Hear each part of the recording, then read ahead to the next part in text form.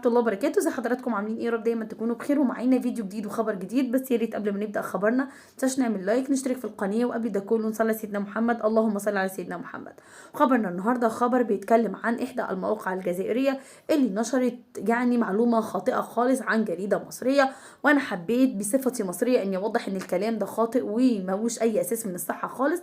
وكان في موقع جزائري يعني نشر انه ابو جبل وسماره تم الطلاق ما بينهم علشان خاطر ابو جبل كان بيضربها والكلام ده، وقالوا عن اليوم السابع ان هو قال كده، والكلام ده عاري تماما من الصحه. حتى اصلا اليوم السابع ما قالش الكلام ده، ولو الكلام اللي هم بيقولوه خدوه من اليوم السابع هو فين؟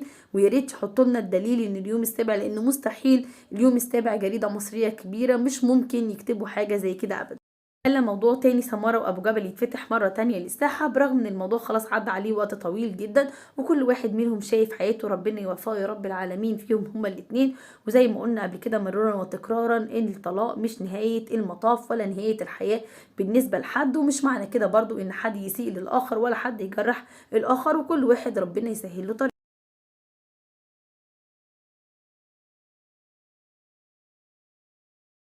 العيب قوي ان احنا ننشر كلام عالي تماما من الصحة وملوش اي اساس اساسا من الصحة، مجرد اختلاقات وتأليف. ربنا يوفق احوالنا جميعا يا رب، ويسعد سمارة وابو جبل، ويسعد حضراتكم اجمعين، ووفقنا جميعا في طريقنا يا رب العالمين. واشوف حضراتكم يا رب على الف خير في فيديو جديد وخبر جديد، والسلام عليكم ورحمة الله وبركاته.